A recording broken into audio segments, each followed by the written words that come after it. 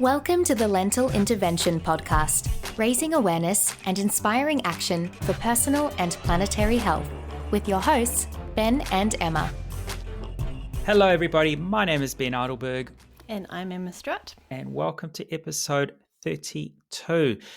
Remember to subscribe and share this podcast, as well as sign up to our newsletter and buy us a coffee while you're doing that as well on our website, where you will also find all the details with all the hyperlinks in our show notes. Now, following on from the last episode with Yvette Hall, we bring you the third and final recording from the Evidence-Based Eating New Zealand series of health-focused public lectures. The Dunedin theme was avoiding severe illness, and our next speaker is Emma. That's right. So today we're going to be hearing from Professor Jim Mann, who will be discussing New Zealand's looming diabetes disaster and the role of plant-based diets in tackling this serious issue. So as a reminder, if you like what you hear here, please check out the EBE website to find out more details on their upcoming events in Auckland and Wellington. So I'm going to talk very informally. I always do that anyway, but it'll be even more informal tonight, and I'll talk briefly so that we can have a bit more discussion. I should just say, in answer to two of the previous questions, I suggest you and your colleagues come and talk to me about the lack of teaching in the medical school. You're absolutely right, there is lack of teaching. There used to be far more, and I'm very happy to support you if you wish to take that up. The other question that somebody asked you was about dietitians and nutritionists. Yes, they are taught about these things, and some of them are actively in practice.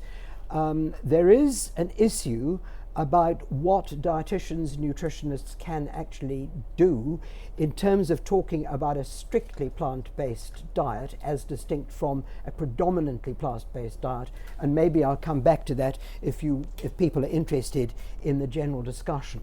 But I'm going to spend 15 minutes probably just talking rather more briefly than I was going to talk about the topic I was given, which was really about diabetes. And type 2 diabetes in particular, although I should say that type 1 diabetes is also increasing, but it is perhaps not quite as much of an issue in terms of the topic of tonight's discussion as is type 2 diabetes. I was going to show you a whole series of slides that I showed just 2 months ago to politicians and others in Wellington to try and focus their minds on the subject of type 2 diabetes specifically. And before we get on to talk about type 2 diabetes and plant-based diets, I really just want to expand a little bit in terms of what Martin was talking about.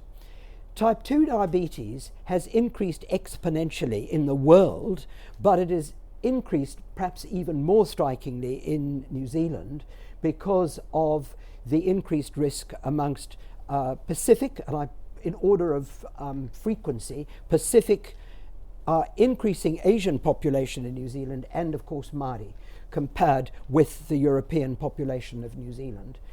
The rates in those three groups, especially in Pacific people, is amongst the highest in the world. Of course, the biggest number of people with type 2 diabetes is still people of European descent, because people of European descent are in the majority in the New Zealand population. But the risks are, and I'm sorry I can't show you the pictures, are of course astronomical in these other populations. Just to give you some idea of the cost to the health service, Martin mentioned this, 0.7% of the entire GDP of New Zealand goes on diabetes, and the cost of diabetes is greater than any single other disease in New Zealand. You saw a lot of, Martin again mentioned heart disease being number one still, cancer. I never quite know why people have to argue about this as to whether cancer is more important than heart disease or heart disease. Most stupid debate really. But of course an enormous amount of heart disease and other diseases are due to diabetes. Increasingly so. When I was a young doctor, that was not the case. But now, if you go into a coronary care unit, the majority of people have either got diabetes or pre-diabetes. So kidney disease, the commonest cause of kidney disease, the commonest cause of kidney dialysis is diabetes. And the really scary thing is I have had 12-year-old, I think, is the youngest patient I ever have seen with type 2 diabetes. When I was a younger doctor, I can actually remember soon after I came to Dunedin, about 35 years ago, I remember going into the tea room one morning in the days when we still had time to have morning tea in clinics and saying, "You won't believe this, I've actually seen a 30-year-old with type 2 diabetes." That was 30 years ago. Now it's 12-year-old. So it's pretty scary stuff.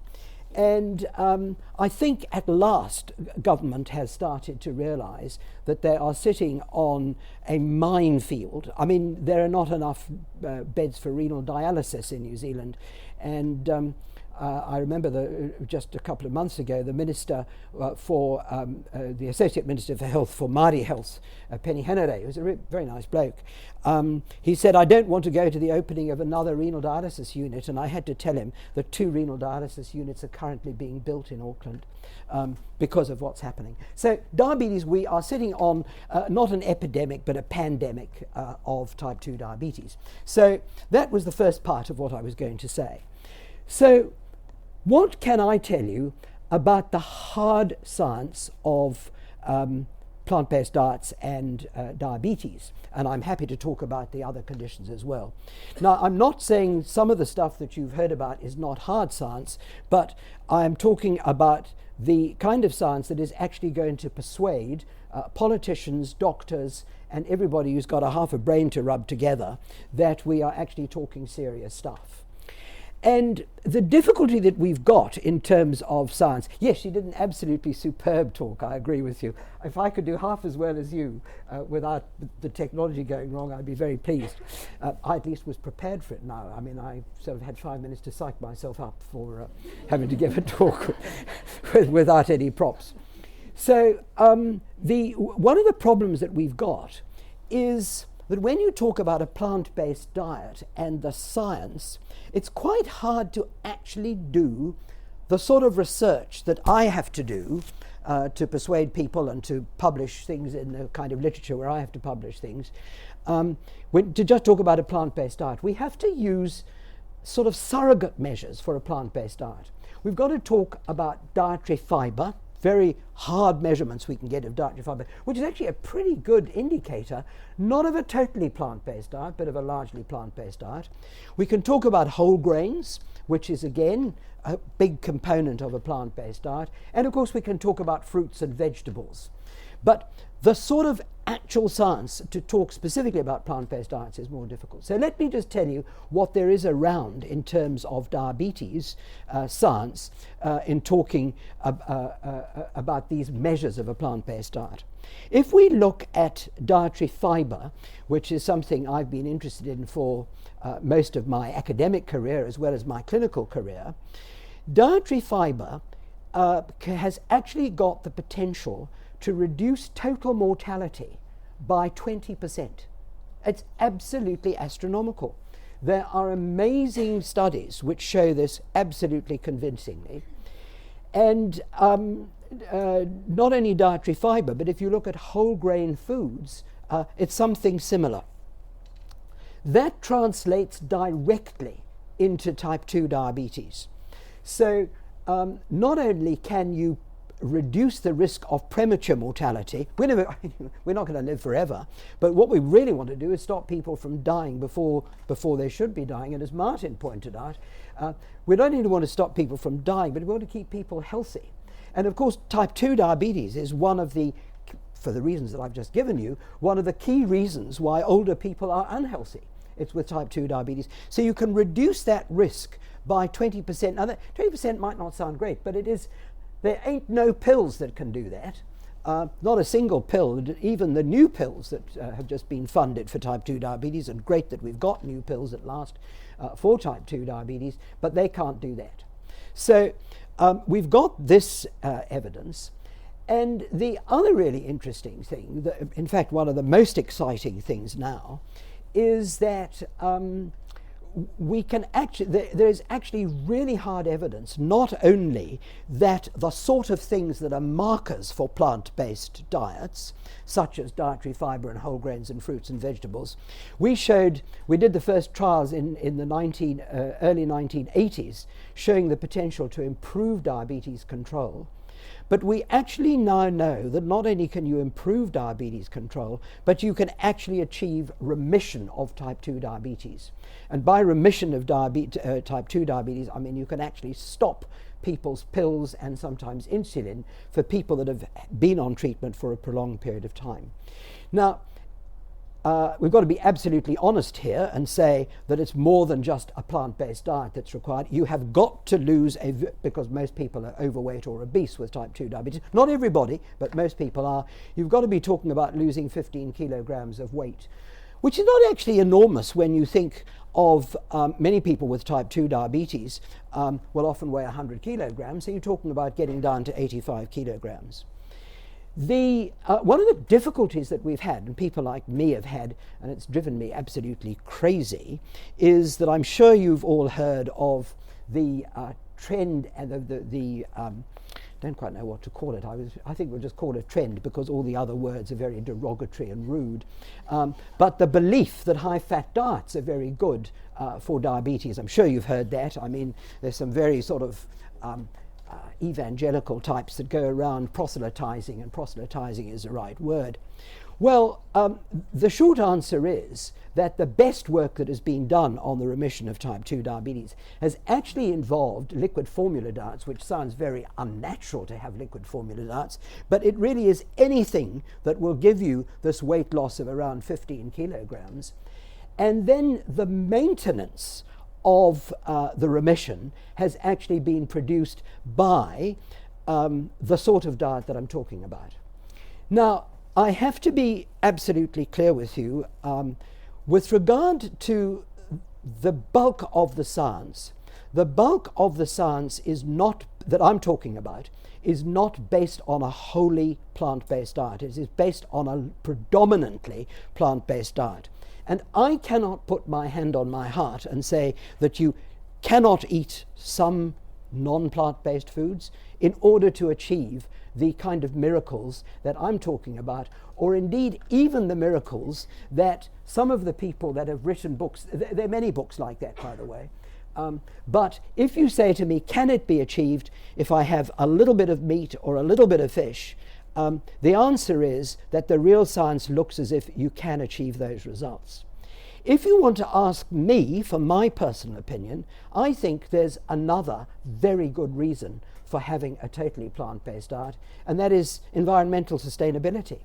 And I'm quite surprised that we haven't actually heard about this tonight, because if I was standing up here and talking about the merits of a plant-based diet, which actually I am, I would say that there are tremendous health benefits from a predominantly plant-based diet, and if you really wanted to go the whole way, a far better scientific justification relates to environmental sustainability. So I know that's a bit heretical, but I just want to challenge Martin, you see, to come and disagree with me if he wishes. I agree with you entirely. Oh, well, this is getting boring. I thought we were going to have some debate. That's not bad. I've done it in 15 minutes. So I thought I'd just be a little bit provocative, and given that I was allowed a half an hour with questions, we can have some discussion, not only directed at me, but directed at all three speakers and anybody else that wishes to express a view. And I'll stop talking at this stage, but very happy to answer questions. I thought you were going to say the technician has arrived, but That was great. Thank you very much. This is not going 1, 2, 3. 1. There we go. First question from me. You mentioned that it's not all. It doesn't have to be all plant-based diet. What research? Is there any research that says 5%, 10%? that's a horrible question, because you know the answer. Of course there isn't. But I mean, what I can say is that our research, and I mean we've researched this whole business for, has not been with fully plant-based diets, but there have been. I mean, the sort of diets that we have worked with have been diets that have had a relatively small amount of either meat or fish if people have wanted to have it. You know, what I choose to do myself is completely different from what I feel I can say. What I can say to patients. I did forget to say one thing, but and I'll say it now in case it doesn't come up in conversation. It really follows on from one of Martin's slides, and that is, what is a vegan diet? And that you can have an incredibly unhealthy vegan diet. And there are some vegans that do have an unhealthy diet. I mean, I've seen young people who've gone on to vegan diets who've been sent to see me because they've actually become deficient in a whole range of nutrients. The point that I did forget to make, that I wanted to make, is taking that one step further.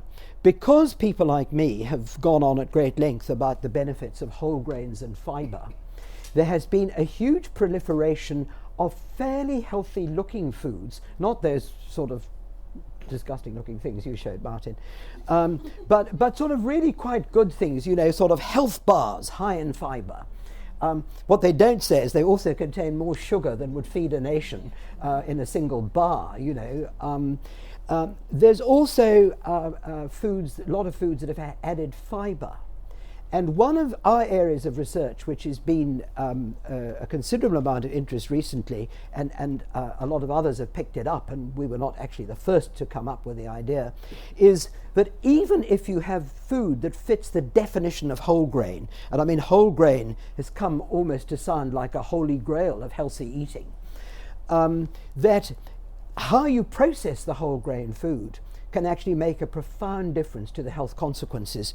And you can actually have highly processed whole grain food. You can have whole grain bread that is actually plant-based, fully plant-based, that is still not healthy if it's overly processed. And I think this is one of the really interesting areas of research now that is going on. That you know, a lot of bread, of course, is not good. I mean, it's got too much fat and too much salt and even sugar. But even good whole grain bread can be over processed. So that was just a little side issue, but good points though. Question up the back. What is the Crown as a treaty partner supposed to do? Where is the line between public policy? What would you suggest in public policy?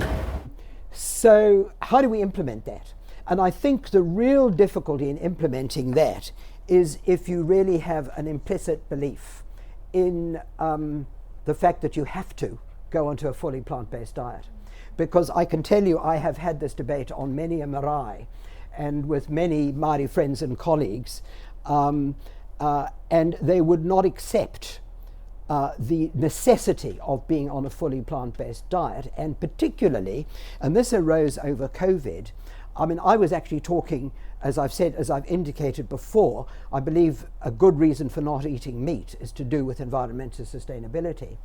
And the response, and I mean, I please forgive me, but I'm not talking on behalf of Māori, I'm simply representing a view that has been presented to me on many times, that actually if you choose to have your meat by going hunting and having animal, you know, and killing an animal for the sake of eating, that is very different from breeding the kind of meat that's being bred for sustainability.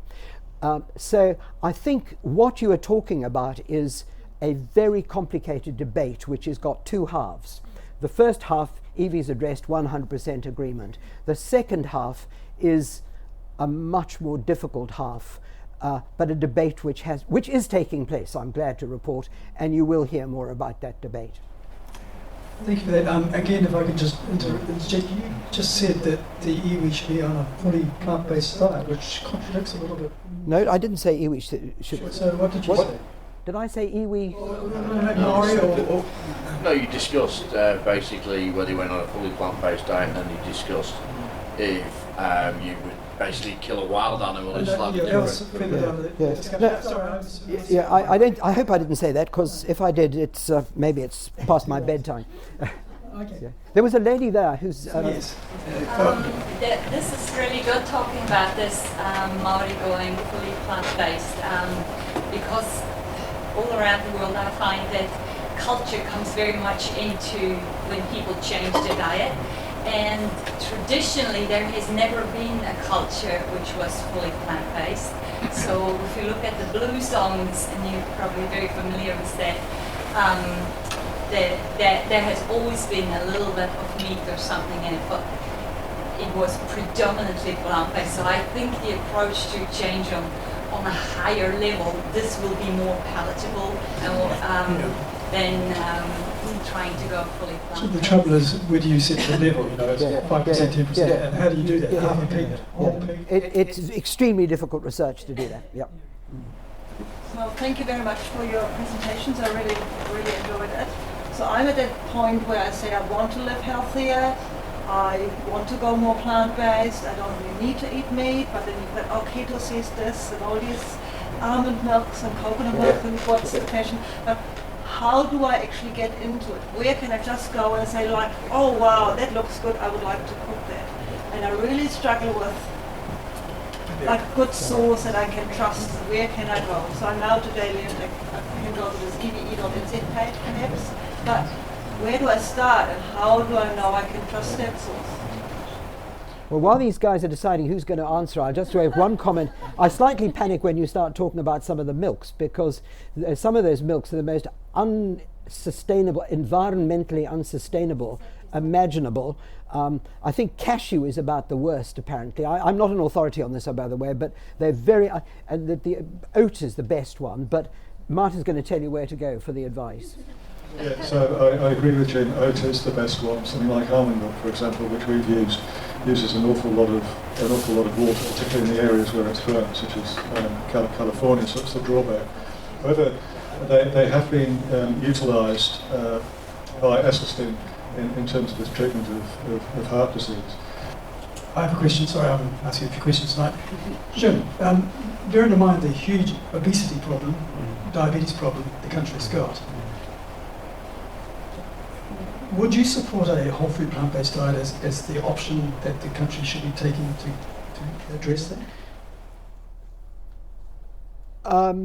I mean, the answer is yes, but it's with the same reservation that, I mean, if somebody comes to me and says, is it okay, for the purpose that you've just indicated, to have a small amount of meat twice a week, I can't say, on the basis of existing science, I can't say that that's a bad thing to do. You could still achieve the aims that you want to achieve, but I can't say whether it's, 3 ounces or 2 ounces or whatever. But I mean, I have seen so many of my patients who have gone on a largely whole food plant-based, diet, that kind of thing you're talking about, but they've still had some of the above. So I mean, that is the difficulty that we've got.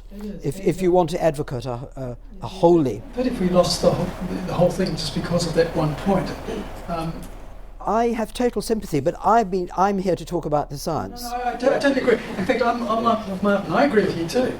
But the question is, where does it? Do you draw the line, or in drawing the line, do we somehow compromise or scuttle the whole boat? I think that is an open question, which is, from a scientific point of view, cannot be answered. I mean, the country would be a totally different country if we dramatically reduced our intake of meat. And for many people, I mean, they say we've given up meat, but we eat fish. Well, as is clear to you, I have a considerable interest in the sustainability issue. Well, the sustainability of fish stocks is a huge issue. So, you can... If you want to go down the animal welfare thing, and people say, well, it's fine to eat fish because all they've got is a little, tiny nervous system, they don't feel, all that kind of thing. But the sustainability issue gets you there. So, I mean, I just don't think we can answer that question. Although from a saving the world point of view, you could. From a saving the world point of view, I mean, one of my colleagues who's done most of the work that I talk about now, who called Andrew Reynolds, who still works here, I mean, he has done some very interesting work on greenhouse gas emissions. And I mean, there's no doubt that in terms of greenhouse gas emissions, the best kind of diet that you could go on is a totally plant-based diet, unquestionably. It is a reason to support it. But again, we're back to this. So we're going around in circles. I think there's no point in pursuing it because I can't take that any further. Last question. I promise this is my last question. So, what about when a patient goes to the doctor with a serious illness? Why shouldn't the doctor first say, we can cure that, if you change your diet, and then if you don't want to do that, that's fine, we'll give you the pills and the surgery. Why shouldn't all doctors be instructed to do that? Well, I mean, that I am happy to answer. I mean, I am totally sympathetic with what Evie is saying, that, I mean, the average doctor at Martin will bear me out. If there are any other medics here, will also bear me out. Our medical education doesn't offer that, and it jolly well should. That's unequivocal, and unfortunately in New Zealand and the world generally, the doctors are not given this education. There's actually less nutrition taught in Otago now than there was. Yes, indeed. Well, I'm really pleased to hear you say that, and that was my last question. The lady at the back. Yeah. So is it the weight loss that's the key factor here, or is it the plant? It's both. It's both. Is it both? Yeah, absolutely, unequivocally. That's the key message that is. In terms of sort of weight loss versus the actual, there's a huge body of evidence that says that the plant-based foods can provide benefit quite independent of obesity. I mean, it's not just small-based laboratory studies. It's I mean, we've probably got studies alone from my group involving many hundreds, and so there are probably tens of thousands of people studies. I mean, dietary fibre, and particularly certain types of dietary fibre, have profound beneficial metabolic effects way beyond the effect on body weight. I've been diagnosed with heart disease. Yeah. What's the best thing I can do? Yeah. Martin alluded to a study which was published in the Lancet, I don't know how many years ago, of people by Ornish, where it actually showed that there was reversal of the atheroma of the arteries for people that went on a strictly vegan diet, a plant-based vegan diet. It was a very strict vegan. It can actually reverse. It absolutely. I thought that damage was permanent. Yeah. It's not. It depends what damage. I mean, we've got to be careful here. If somebody has had a myocardial infarction, if they've had a coronary thrombosis with death of a heart muscle, that heart muscle is not going to regrow. But if you have narrowing of the coronary arteries, you can get regression of that narrowing. The actual blockage can reduce, and it was shown in the study that Martin referred to. You can show it with those new statin drugs show it, but there have been a number of studies that have shown you can actually get reversal of the atheroma, though not reversal of the death of the heart muscle if it's occurred. Jim, you want your last word? No. I've got nothing more to say. I've said everything I know. Very interesting and excellent presentation. Thank you. Thank you for listening to the Lentil Intervention podcast. Make sure you subscribe and share this podcast with your friends, and visit the website for more details.